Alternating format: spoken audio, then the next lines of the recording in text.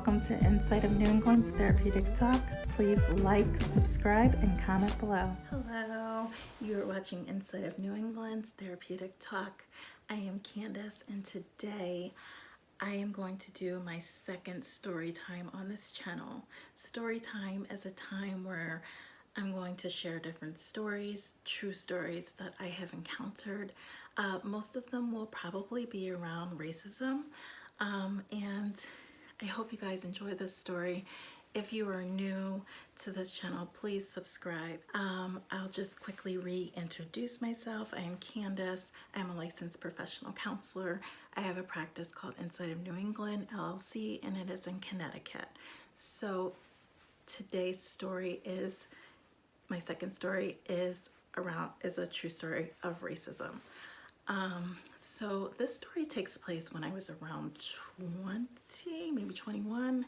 I had a boyfriend and we were living in West Hartford, Connecticut, and we had an apartment. And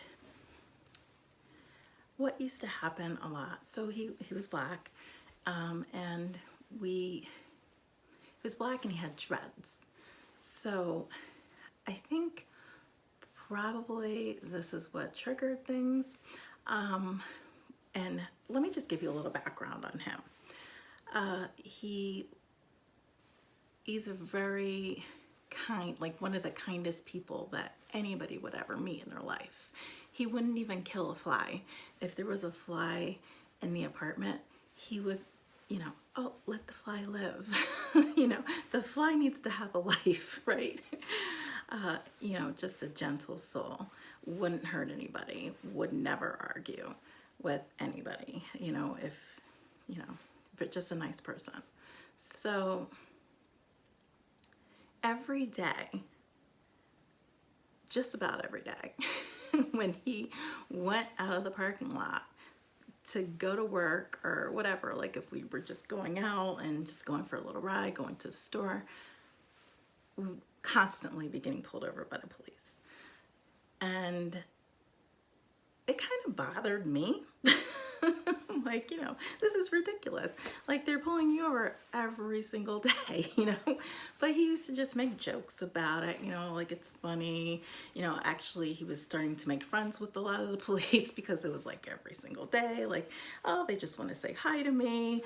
And I'm like, but he knows, he's like, they just want to say hi, but I know that, they're racist and they're pulling me over because I'm black and probably because I have dreads. So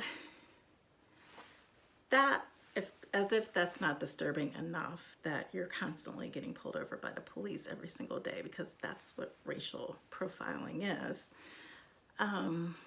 One day we were in Rocky Hill, Connecticut, and most people that are from Connecticut know that Rocky Hill is pretty much known for a lot of different things like this.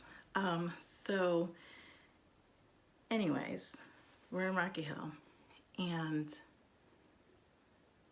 we were at 7-Eleven in Rocky Hill, sitting in the parking lot at 7-Eleven.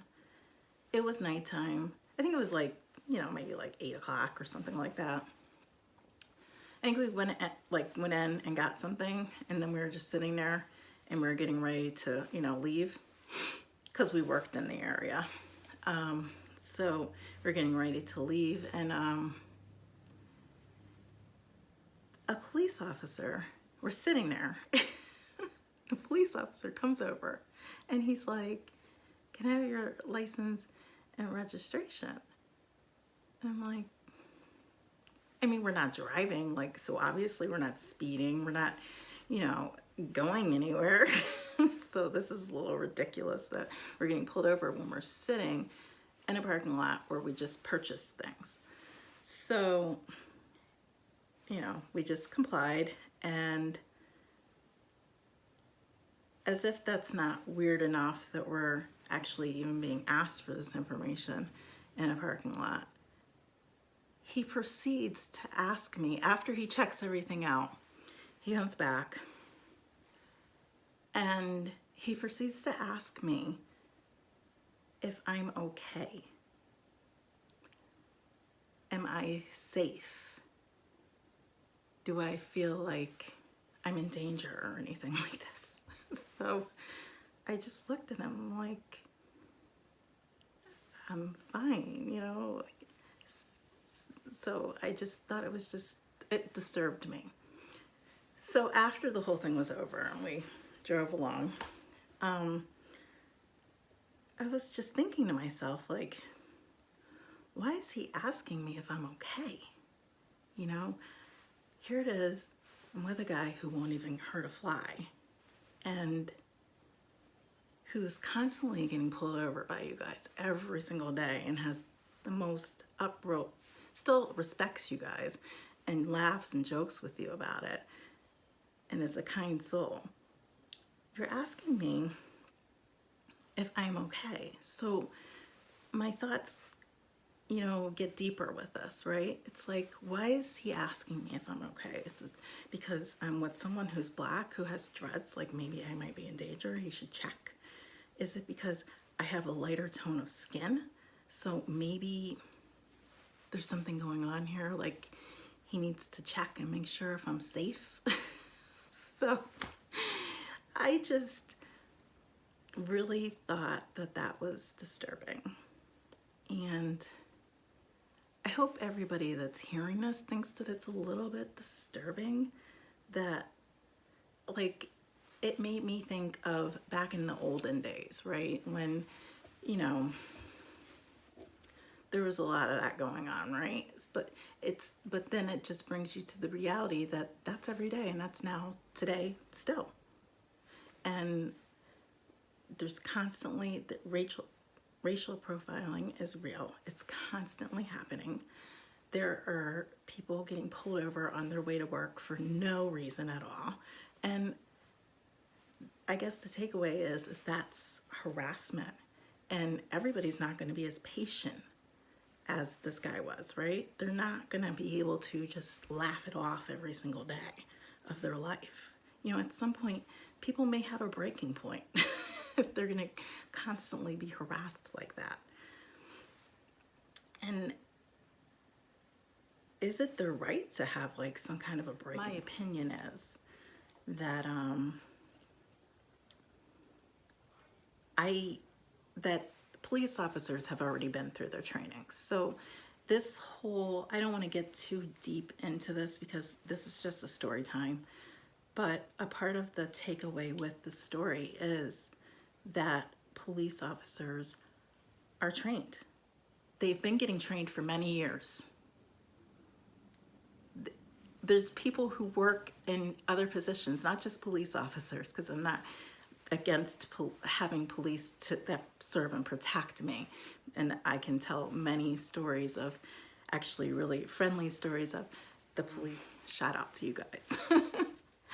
I mean, one time I was on vacation. This is actually not like a year ago. I was on vacation and there was an issue and they came to my house. They were FaceTiming me while I was on vacation. They helped me out with my cats. I mean, it was just amazing. I can't tell you how thankful I am for them helping me out, right? I mean, who can say that? The police actually helped you with your cats. So I'm not against having police officers who help me with my cats when I'm away. What I do have a problem with is that the making excuses, right? People in general in positions where they are in power, where they have their position is to help, but unfortunately, because of wherever it went wrong, maybe it was their upbringing or whatever it is, their opinions towards people of certain color of skin or religion or, you know, whatever it is that they're discriminating against, they know exactly what they're doing. And they know. And you know who you are, right? You know exactly what you're doing when you do it. You are an intelligent adult who has been through trainings, who had to have certain skills and knowledge, enough IQ level to pass the test to become a police officer or a judge or whatever position you're in where you're discriminating. You know exactly what you're doing. And me personally, I don't make excuses for people. When they know exactly what they are doing, they know that they're pulling over someone because that is a black person in that car. They know exactly what they're doing. They're not stupid. They're smart individuals. Their brains are developed and they know exactly what they're doing.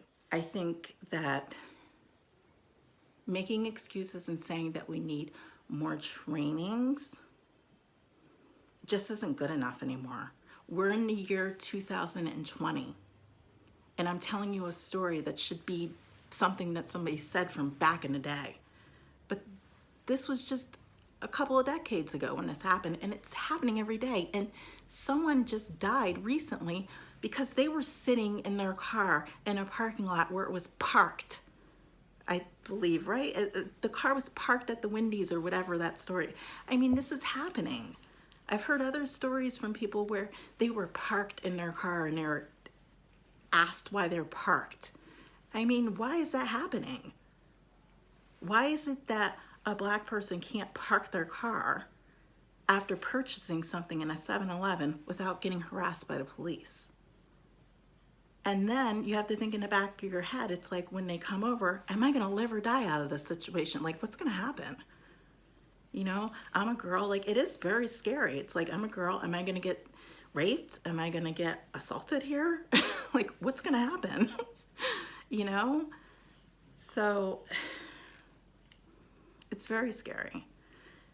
And I am just not a person who believes that it's an issue of training, because I think a lot of these people have already had trainings. They just know exactly what they're doing and they know exactly where they stand with black people, and they're going to continue to do what they're going to do, you know? I mean, it's going to be like some kind of one-on-one therapeutic approach, and they're going to have to be open and willing. Like if you refer back to the last story that I talked about, where I met a Ku Klux Klan child that was the same age as me. Now, if you have some kind of intervention like that, and the person is wanting and willing to do the work, because people have to be wanting to do this. You can't train somebody to have an opinion that they don't have. They just don't like black people. They just don't like Muslim people. They just don't like Jewish people. They just don't like people who are gay. They just don't. That's just who they are. One training for a police department isn't going to change the way they feel about these people. It's not going to change it. It's a cop-out when we say, well, let's just give an extra training. I mean, people have lost their lives, so let's just give some more trainings, because that will make black people feel better about their children being murdered. And that's how I feel about that. And I think, you know, I think that we need to do a better job of what adults, very smart adults, are getting these jobs, these positions where they're in power, because they know exactly what they're doing. They are not stupid. And every single time when things like this happen and I speak up against it, I always tell people that I tell them to their face, like, you know exactly what you're doing. You are not stupid. If I tried to act like you didn't know what you were doing, I would be insulting you. You know what you're doing. We're both two very intelligent people, and you know exactly what you're doing. So I'm not going to insult you, and don't insult me, because I know what's happening and you know what's happening. We all know. This is, you know, it's childish to act like people don't know what they're doing. They know what they're doing. When a police officer pulls over a black person because they're black, they know why they're doing it. It's not, there's nothing confusing about this. It's very black and white. You're black, so I'm pulling you over. I mean, and so I hope everybody enjoyed the story. It's not like a very complex story. It's just disturbing to me still to this day, and that happened, you know, like 20 years ago. And still, like, thinking back to it, it disturbs me, you know, that even happened. It disturbs me, and it made me feel some kind of way. I don't know how it made him feel, but it made me feel some kind of way. It still does to this day. And unfortunately, the truth is that this happens every single day. And people just have to suck it up and just go along with it. And this is the everyday life of being black in America. It's like you just have to suck up. A lot of these things happen all the time, every single day. And, you know, there's only so many complaints you can file, you know, but I hope that people do file complaints regularly now, because things like this just aren't okay. You know, they're not okay. It needs to stop happening, and that's my true story for the day. And I have lots more, believe me. So I'll probably share them at a different time. I hope that everybody enjoyed the story. So I hope that everybody is safe. I hope you're well. Stay safe, stay well, and I hope that peace and love is upon you at all times. Thank you. Bye.